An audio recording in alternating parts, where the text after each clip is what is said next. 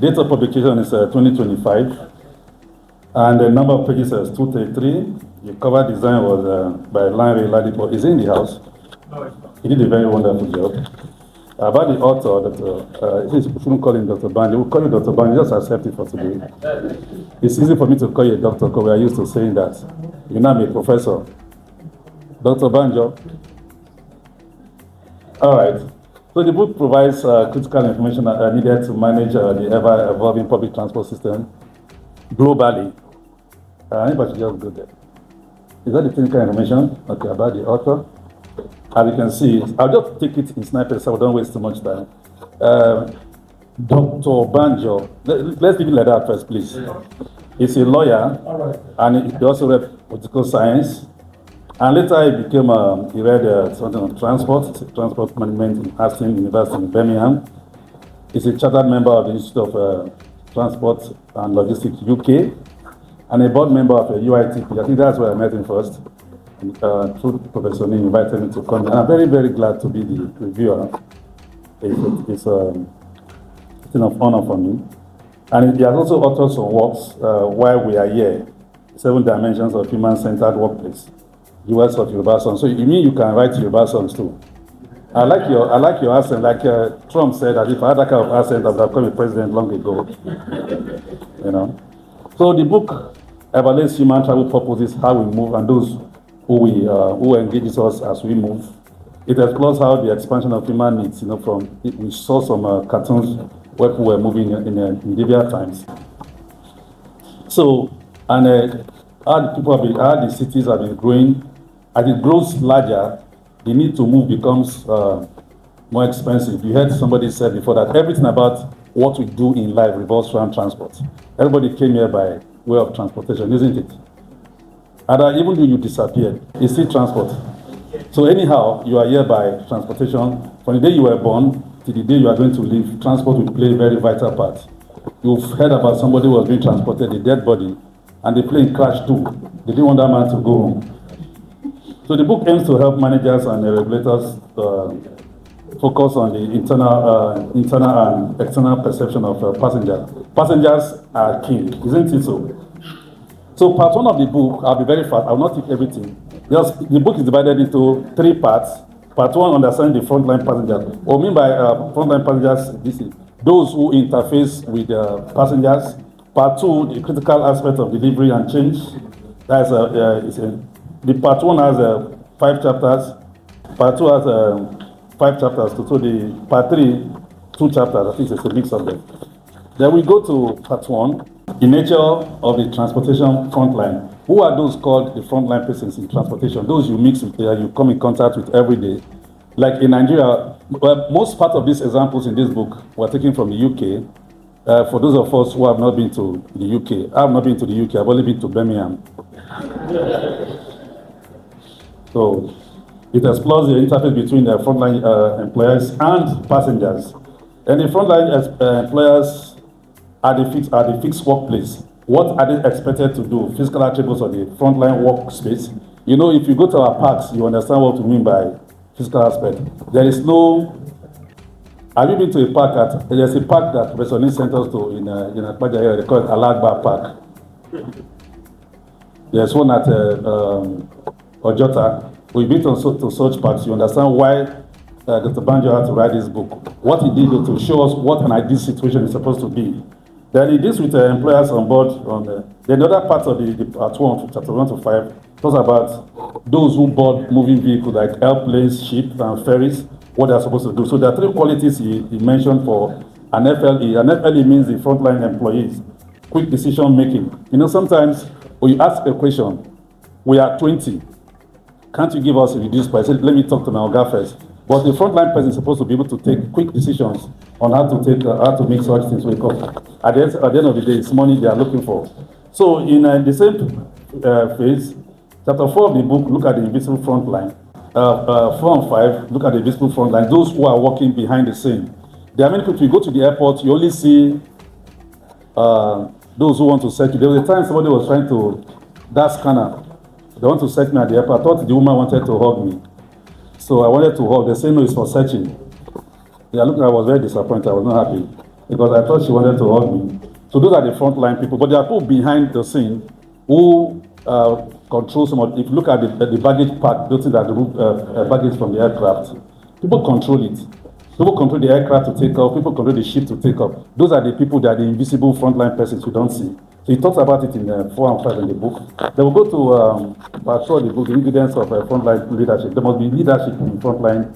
If you are involved in frontline, like you are interfacing with customers.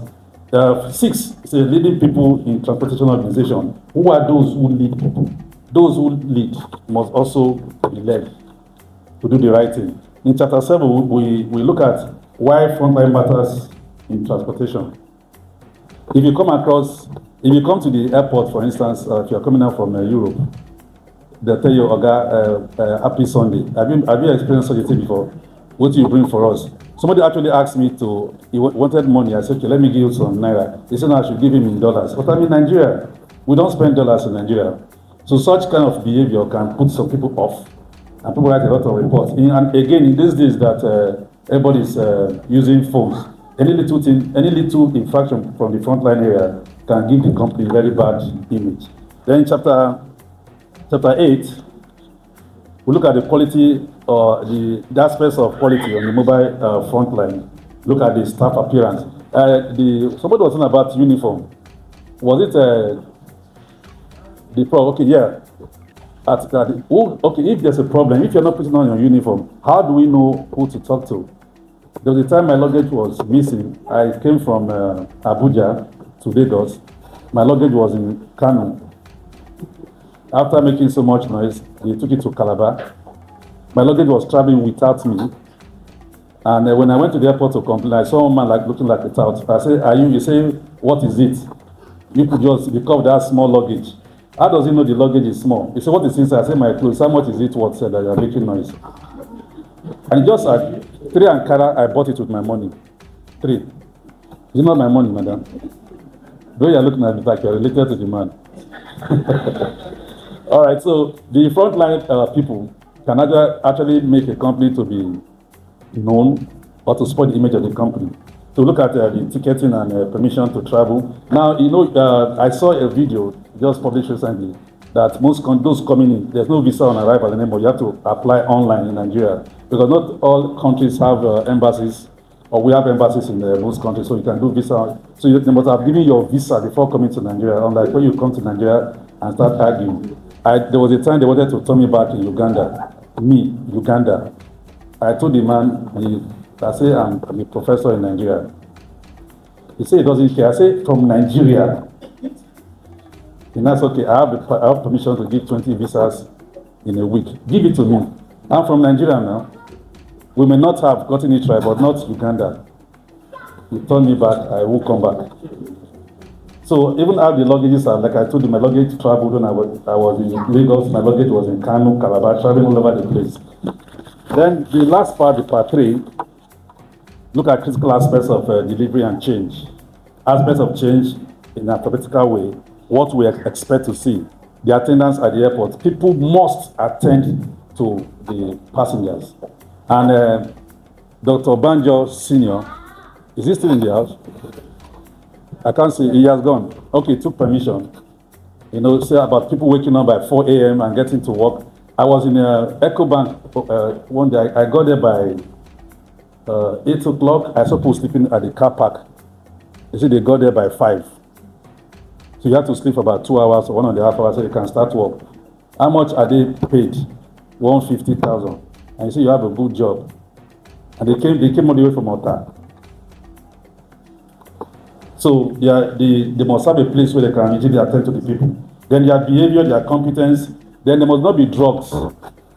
You've been to the airport when you see that the person attending to you is high. He saw me, was calling me, she don't come, me. I don't know how I look like a woman, and I was having this BS. So it's either the man is drunk or he's high on drugs, but he says she don't come. They will be gender sensitive too, and also like she said, the kind of transport must be able to be applied to those who are physically challenged, or what name did they call it now? Because at Ibadan, they say disabled people, or they call it handicapped people at Ibadan.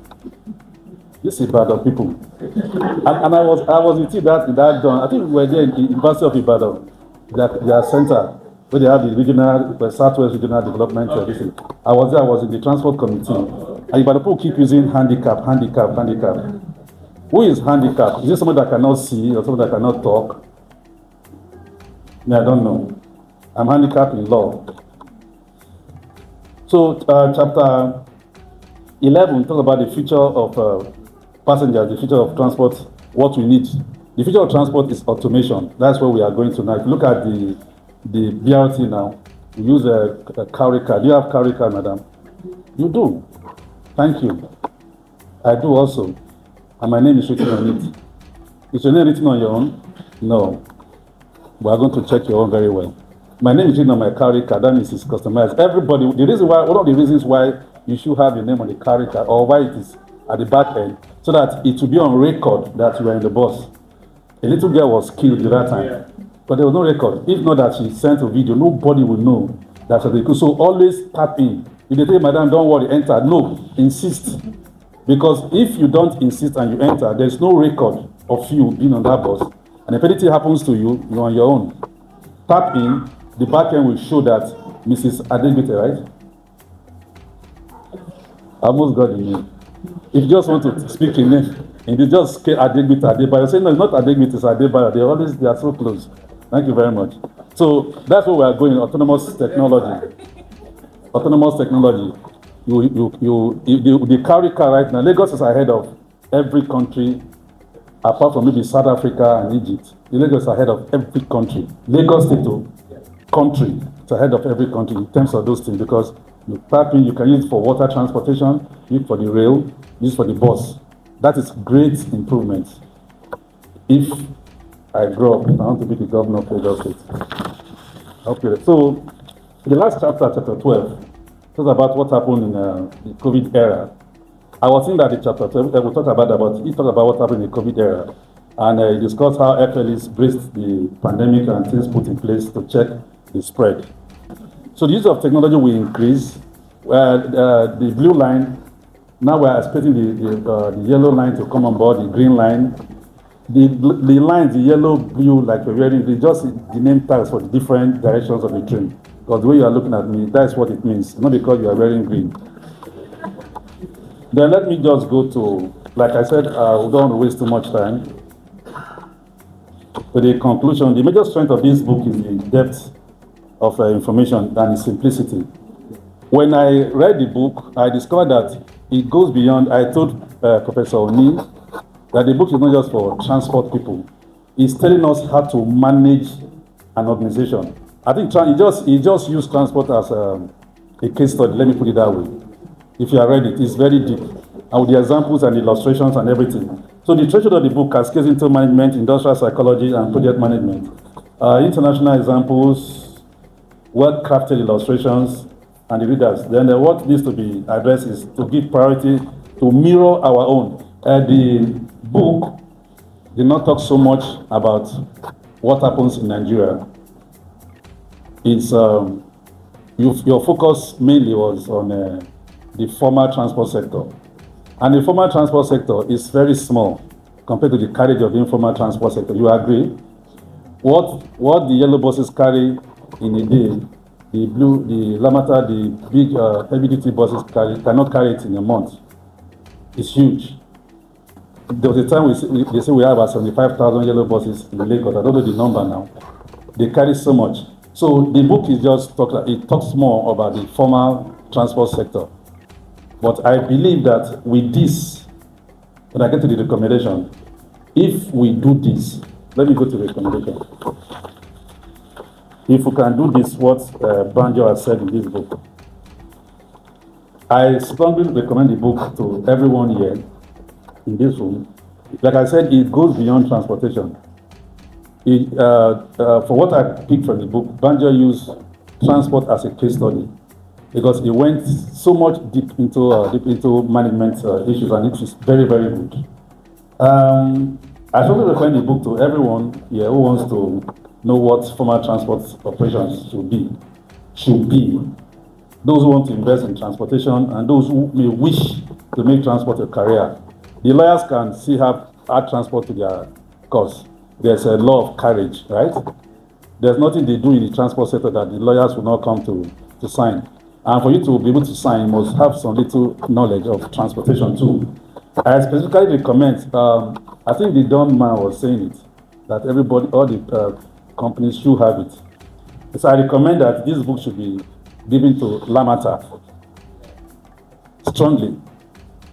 To be given to Lamata, Lagos Bus Service Limited, LBSL, and other franchisees of bus services in Lagos and Nigeria, 3PL operators, Federal Airport Authority of Nigeria, FAN. If FAN, Dr. Banjo, if the management of FAN can take note of this book, you will see improvement in FAN.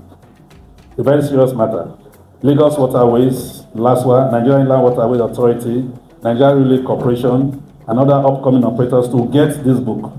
Now, some advice about this book, like I said, I'm supposed to give the academic review of the book. I, Professor Charles Ojimata, Noirledge Asenime, therefore rate this book 5 stars. 5. Clap on. 5 stars. We deserve a big round of applause.